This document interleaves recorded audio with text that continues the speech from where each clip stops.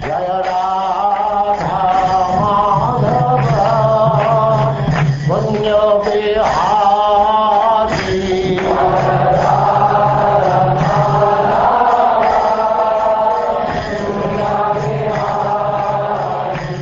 And now chapter 17, the descent of the river Ganges.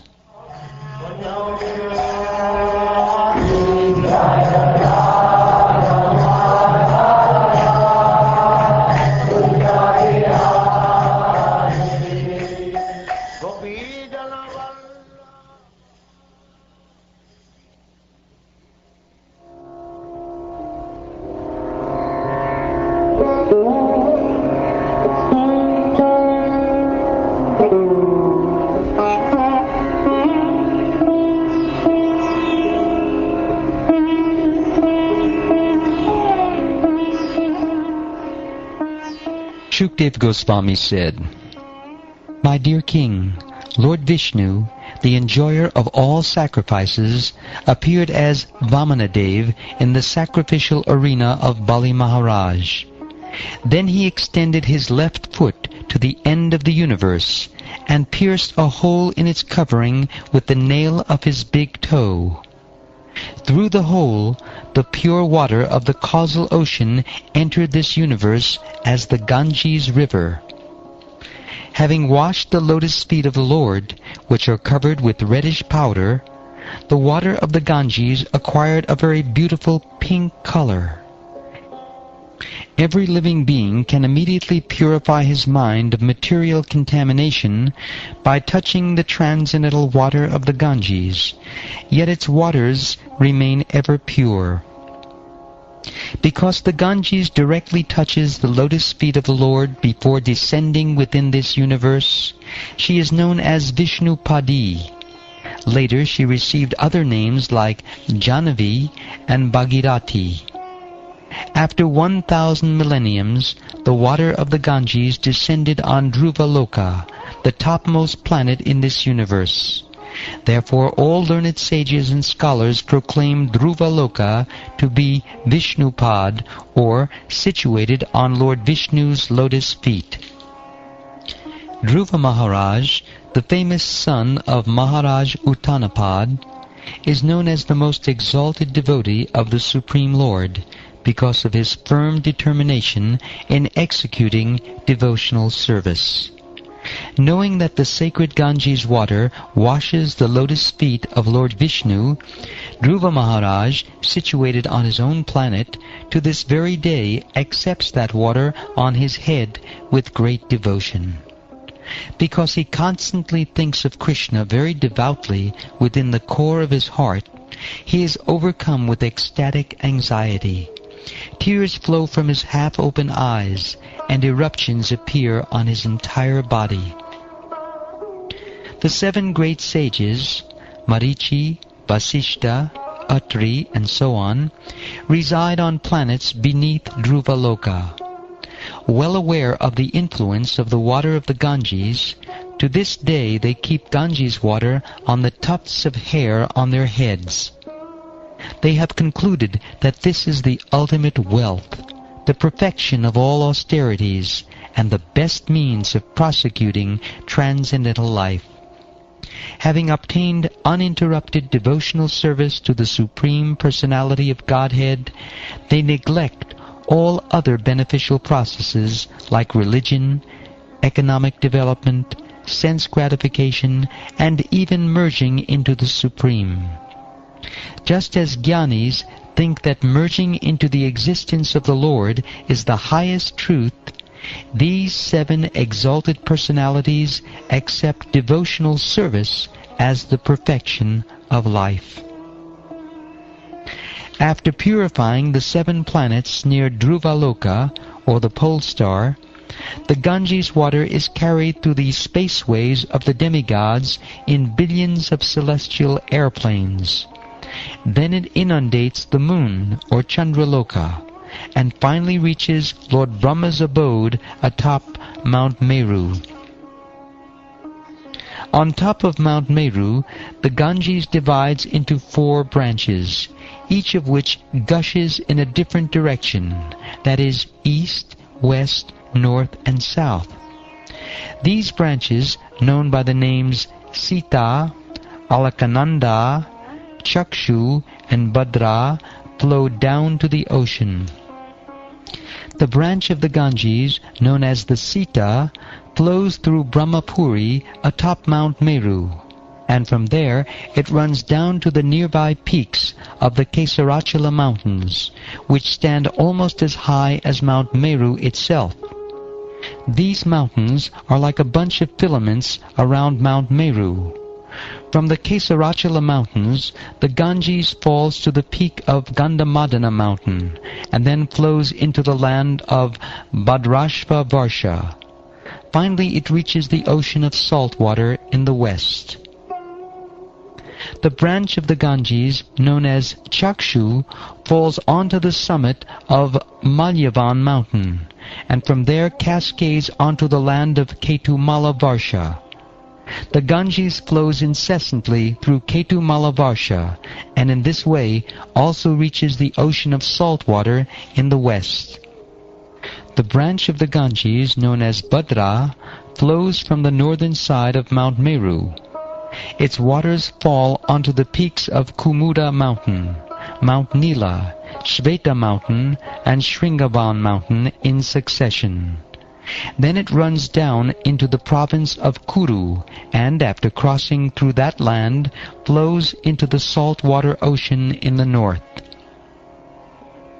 Similarly, the branch of the Ganges, known as Alakananda, flows from the southern side of Brahmapuri, or Brahma Sadhana. Passing over the tops of the mountains in various lands, it falls down with fierce force upon the peaks of the mountains Hemakuta and Himakuta.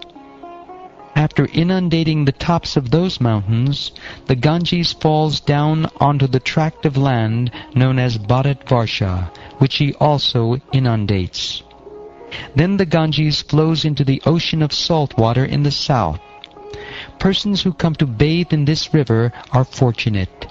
It is not very difficult for them to achieve with every step the results of performing great sacrifices like the Rajasuya and Ashvamedha Yagyas.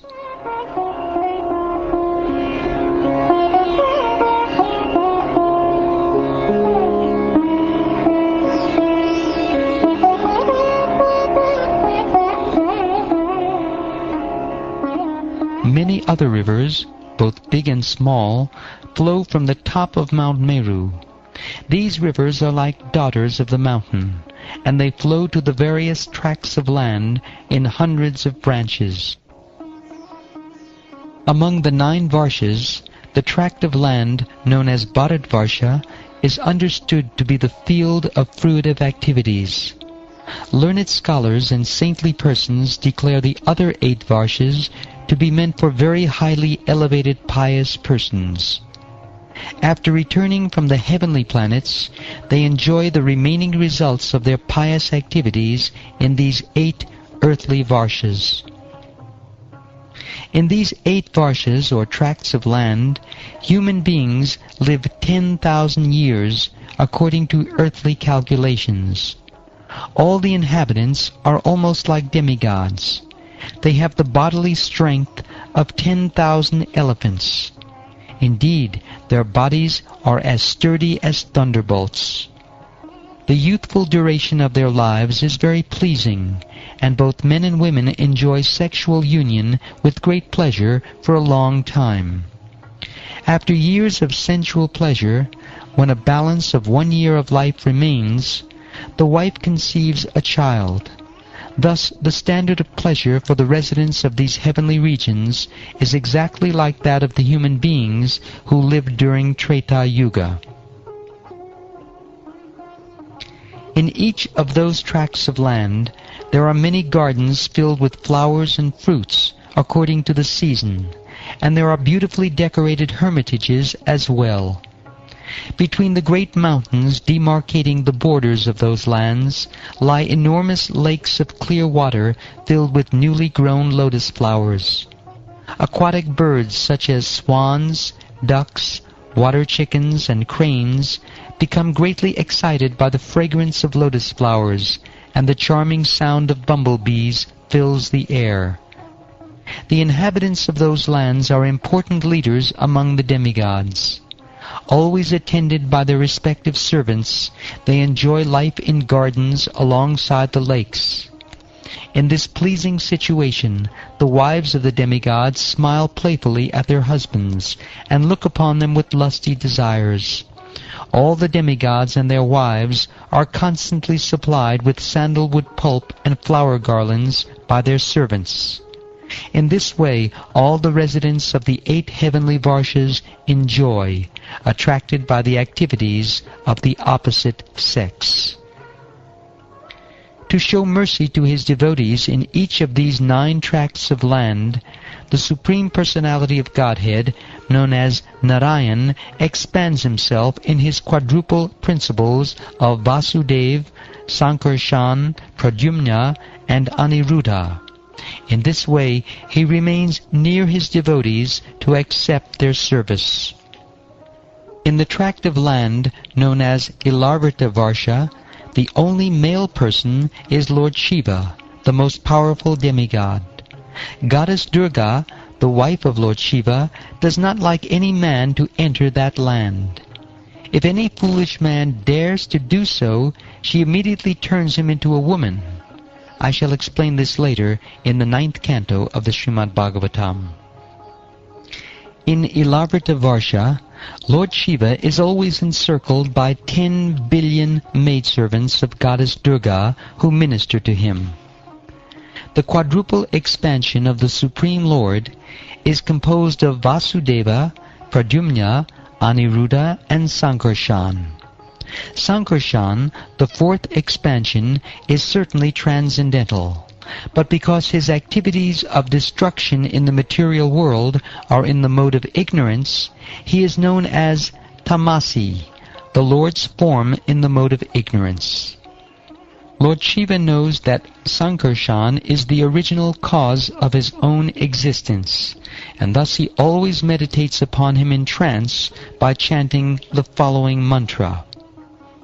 The most powerful Lord Shiva says, O Supreme Personality of Godhead, I offer my respectful obeisances unto you in your expansion as Lord Sankarshan. You are the reservoir of all transcendental qualities. Although you are unlimited, you remain unmanifest to the non-devotees. O my Lord, you are the only worshipable person, for you are the Supreme Personality of Godhead, the reservoir of all opulences.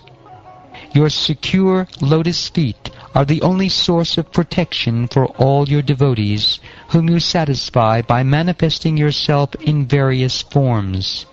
O my Lord, you deliver your devotees from the clutches of material existence. Non-devotees, however, remain entangled in material existence by your will. Kindly accept me as your eternal servant. We cannot control the force of our anger. Therefore, when we look at material things, we cannot avoid feeling attraction or repulsion for them. But the Supreme Lord is never affected in this way. Although he glances over the material world for the purpose of creating, maintaining, and destroying it, he is not affected even to the slightest degree. Therefore, one who desires to conquer the force of the senses must take shelter of the lotus feet of the Lord. Then he will be victorious. For persons with impure vision, the Supreme Lord's eyes appear like those of someone who indiscriminately drinks intoxicating beverages.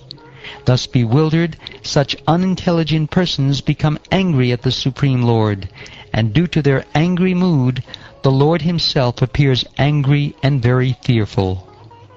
However, this is an illusion. When the wives of the serpent demon were agitated by the touch of the Lord's lotus feet, due to shyness they could proceed no further in their worship of him. Yet the Lord remained unagitated by their touch, for he is equipoised in all circumstances. Therefore, who will not worship the Supreme Personality of Godhead? Lord Shiva continued, "All the great sages accept the Lord as the source of creation, maintenance, and destruction, although he actually has nothing to do with these activities. Therefore, the Lord is called unlimited. Although the Lord in his incarnation as Shesha holds all the universes on his hoods, each universe feels no heavier than a mustard seed to him. Therefore, what person desiring perfection will not worship the Lord?" From that Supreme Personality of Godhead appears Lord Brahma, whose body is made from the total material energy, the reservoir of intelligence predominated by the passionate mode of material nature. From Lord Brahma, I myself am born as a representation of false ego known as Rudra. By my own power, I create all the other demigods, the 5 elements, and the senses. Therefore, I worship the Supreme Personality of Godhead, who is greater than any of us, and under whose control are situated all the demigods, material elements, and senses, and even Lord Brahma and I myself, like birds bound by a rope. Only by the Lord's grace can we create, maintain, and annihilate the material world. Therefore I offer my respectful obeisances unto the Supreme Being. The illusory energy of the Supreme Personality of Godhead binds all of us conditioned souls to this material world. Therefore, without being favored by him, persons like us cannot understand how to get out of that illusory energy. Let me offer my respectful obeisances unto the Lord, who is the cause of creation and annihilation.